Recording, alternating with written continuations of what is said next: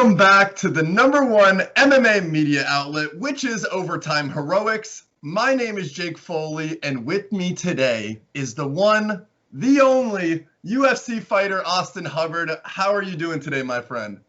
What's up, man? How's it going? I'm doing good. I'm doing great. I am happy to be here and ready to learn about your MMA journey. I'd like to start off by asking, how did you originally get into mixed martial arts? Originally, dude, I got into MMA out of pure boredom, really. Everyone always laughs when I say that.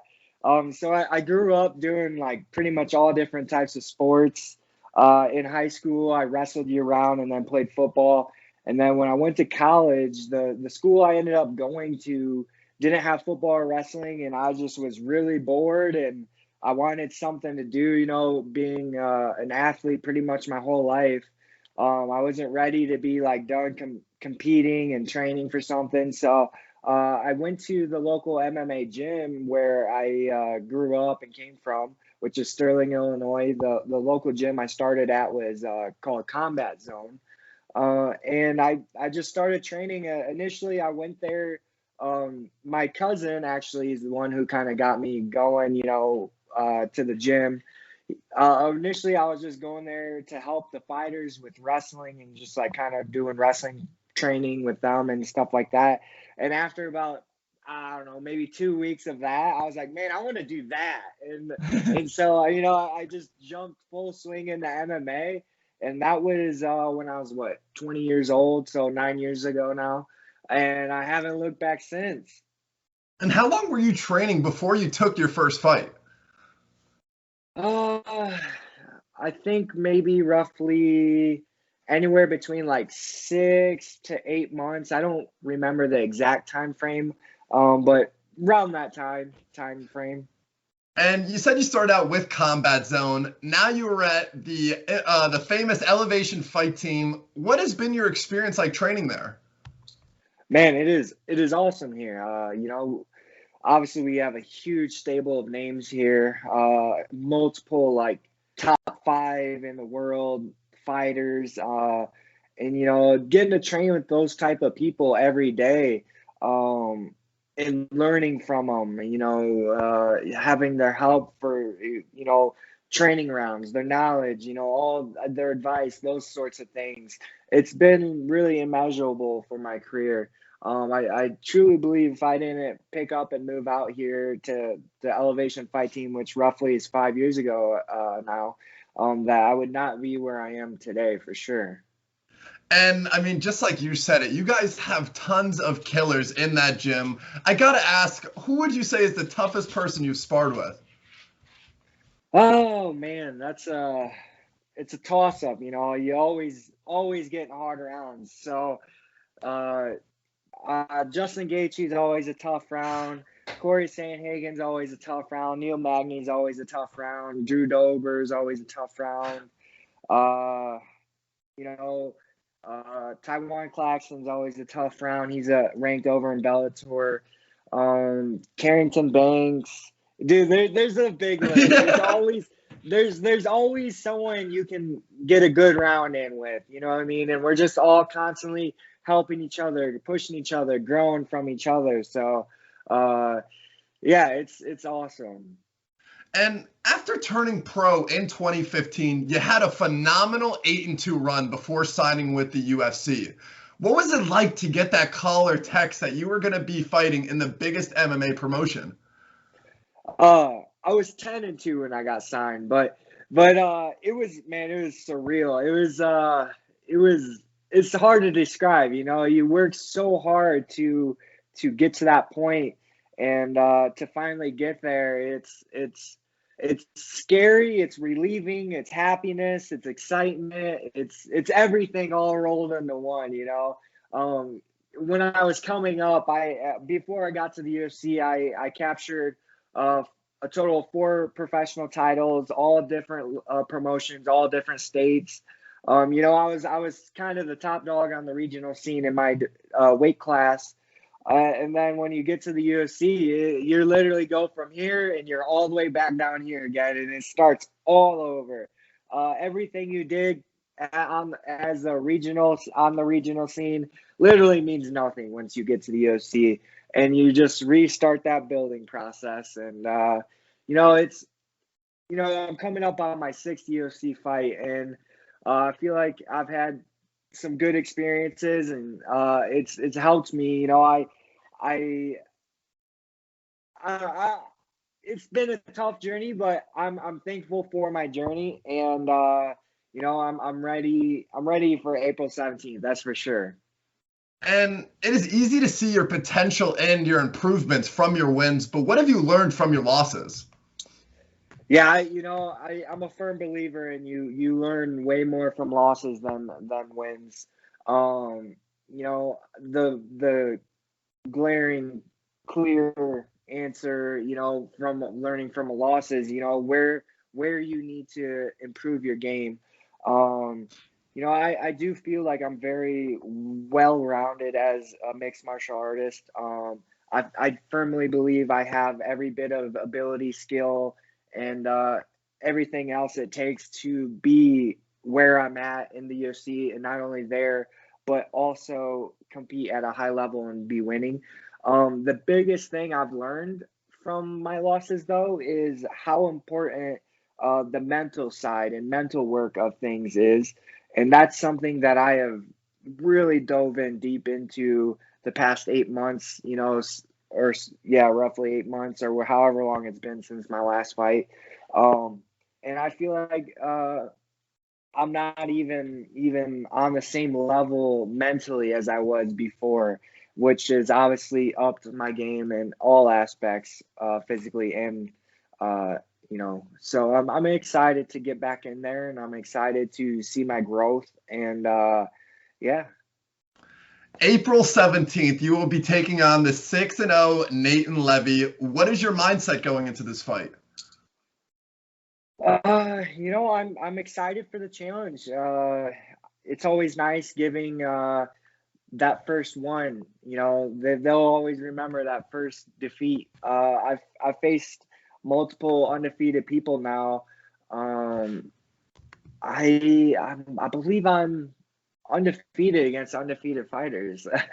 That's a hell of a stat. Yeah. So, being that first defeat for them is always, motivation for me.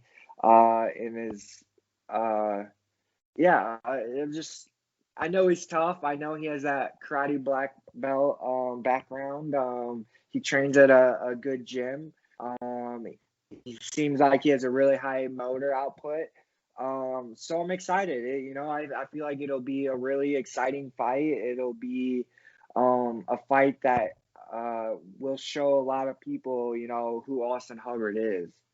And even though at this point in your career you have evolved way beyond just a wrestler, just the generic looking at this first glance, the karate master versus the wrestler, how do you think you match up stylistically with him? Stylistically, I feel great. Like I said, he's a tough opponent. I don't want to take anything from him, but I do believe I am better in all aspects of MMA than him. I have a vastly higher experience in MMA. I think that's going to play a huge role.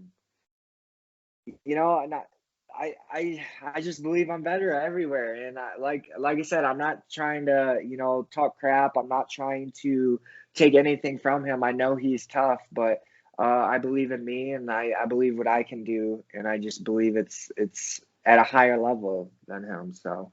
And what has been your main focus for this training camp? My mental outlook and mental approach to well, really the past 8 months has been my biggest focus, my biggest change. Training has always been something I love doing. I love going to practice. I love working striking. I love grappling. I love strength and conditioning. So that's always on point for me. Like I said, just the biggest thing I needed to change was my mental state, and I feel like I've done that. And yeah, I'm just real excited to get out there and show it. When you're done cutting weight and your fight is over, what is the first junk food you will be running to? Oh, it is always donuts or cinnamon rolls or both. I love like donuts, bakery stuff type of stuff. That is my number one like sweet junk food treat. Uh, Outside of that, maybe pizza, cheeseburger, things along those lines. The typical junk food everyone loves. But yeah, definitely donuts and cinnamon rolls. And you've had many exciting fights in your career. I gotta ask, what is your favorite fight of your own career? I think my favorite so far is be. I'll give you two categories: before the UFC and then the UFC. Because like I said, I feel like they're two different things. Because everything you do before the UFC doesn't matter. So my favorite fight before the UFC is definitely winning the LFA world title. A fight against a very tough 12-0 opponent. He was supposed to be the next big thing. I was a major underdog, and he won the first round. And then after that, I went out there and I dominated the fight after that and finished him in the fifth to capture the LFA world title, as well as like a huge underdog comeback win. So that's definitely my favorite outside the UFC. And then inside the UFC is probably the Max Radovsky fight. That showed a touch of my potential for sure. That's been my most complete performance in the UFC, and he was a very very skilled person. If many people don't know the background on him and his like grappling ability, he was a big threat.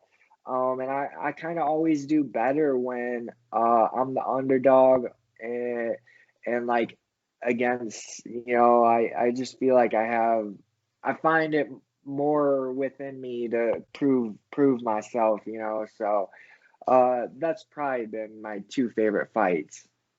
And last question I have for you today, when you're just trying to get away from mixed martial arts, what do you enjoy doing the most?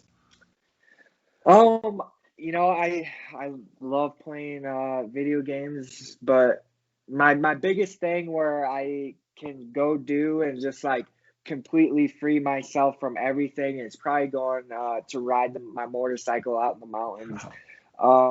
I've been riding motorcycles, dirt bikes, for a long time. I grew up riding dirt bikes. I've had a street bike since I've been 18 years old. So, that's definitely probably my number one mind freeing thing. Another one that I enjoy doing was taking my dog for walks. Just being outside.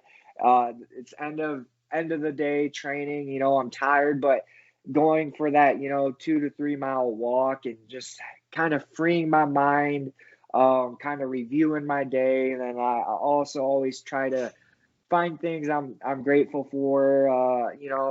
Go over the things I learned and all that sort of thing as far as training for that day, and just kind of review the day and just enjoy being outside. Hiking has always been something I've enjoyed. We play spike ball as a team on Sundays. I always look forward to that. Yeah, just to name a few. And that's all I have for you today. Thank you again Awesome. for doing this interview. I hope the rest of your training camp goes perfectly and you get a big win on April 17th. Thank you. I appreciate it, man. Have a great rest of your night. Yeah, you too.